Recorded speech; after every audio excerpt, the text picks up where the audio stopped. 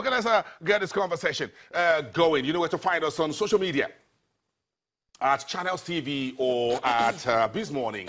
Then, of course, you can tag me at B Bosin. Let's mind your business. Yesterday, 40 Oil made a very strong comeback on the counters. That's of the Nigeria Stock Exchange, 7.05 reading, and pulled the highest volume of transactions. That's just about 303,000. But, of course, questions have been asked. What's happening to 40 Oil?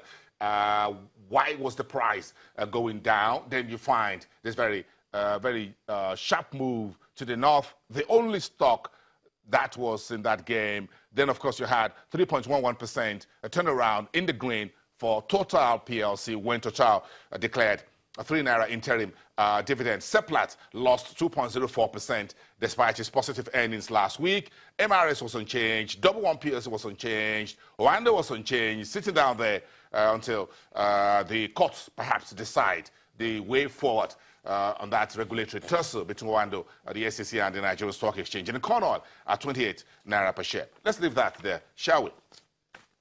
Okay, let's get to talk about the commodities markets, and we have quite a lot to chew over with Adimo Kwesa, one of the research analysts from Financial Derivatives Company. Good morning. Good morning, boss. It's good to have you.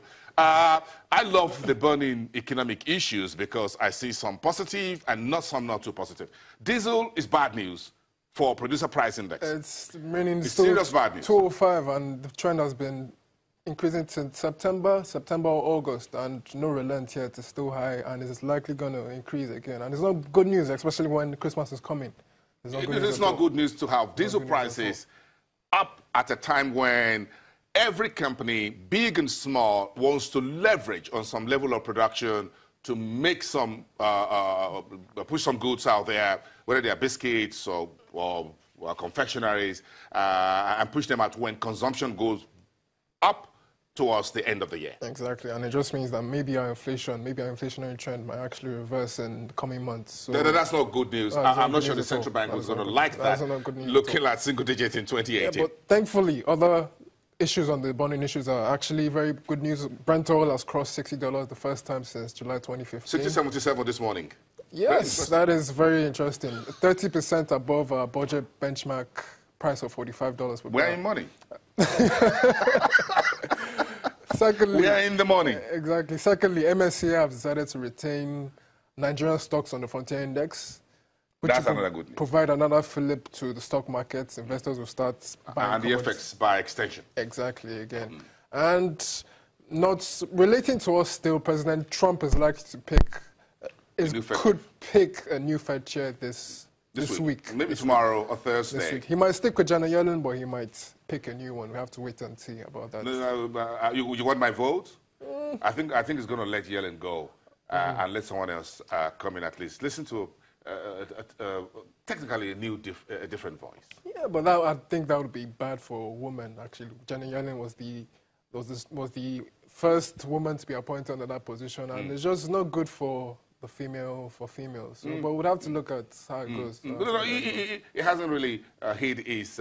He doesn't seem to like Yellen from day one, anyway. Exactly. But again, I think he's taking his time a little bit to watch how things are going, and maybe if he looks at the stock market, Wall Street, and say, well, if things are going there, perhaps she's part of that success story, which he tweets all about the rally on Wall Street. Maybe it's going to. But again, perhaps he needs a new helmsman at the Fed. But let's move on with our own market.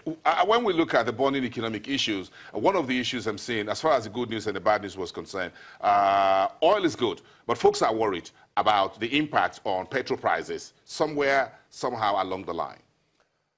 Because when crude prices go up, someone has to pay. Yes, but the thing is, I think there's a template that we follow, and I don't think international crude oil prices, they do feed into that template, but the thing is that if you compare to September, October, August, prices have not increased that significantly, so it shouldn't at the international marketplace. And our currency has been stable at 360, 365, so I don't think it should affect domestic fuel prices. At retail prices. So you think at the pump stations, our templates can still accommodate 145 per litre. I think so, yes.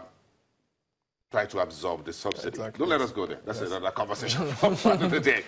Who pays the subsidy? But the rubber production is one story. And thank you for bringing in this commodity into focus. And you look at the southern part of the country where we had rubber plantations, yes. Edo, Delta, all the way down. Yes. And where are we? Talk us through this interesting data you folks have provided. Yes, let me start by saying that rubber was one of those commodities that were neglected when oil came into the picture. But the thing is that rubber is one of the most profitable agricultural commodities. Because why? Because the demand is present. Rubber is found in almost every industry you can think of, from manufacturing, aviation, automobile, education. Like you use erasers. Erasers are made out of rubber. So the demand is ever present. But what discourages farmers, number one, because the financial constraint is there, and number two, because there's a long period between planting and harvesting when the trees are mature, that's when you can extract the latex. It's just 5 years. It can last up to 7 to 9 years between you can start actually harvesting by 5 years. Yes. So even at my age, if I go today, 31st of October 2017, to plant some rubber trees, in my lifetime I could still harvest and make money. Yes, you can. So I'm not too old to plant. Yes, you can. But that is a long period of time compared to, let's say, cocoa, which is about 2 to 3 years. And that long period of time actually discourages farmers from planting 5 years. rubber. Yes. That's amazing. That's a long time. 5 years is very. And another problem with Nigeria's rubber planting, because no new trees have been planted in recent years. The old trees were 50 years ago. Trees were planted 50 years ago. No replanting is being done, and that is an issue. And also, there's also a lack of modern equipment to convert the commodity into more value-added products. So, I think the government should provide the right incentives for farmers to put this commodity back in the forefront.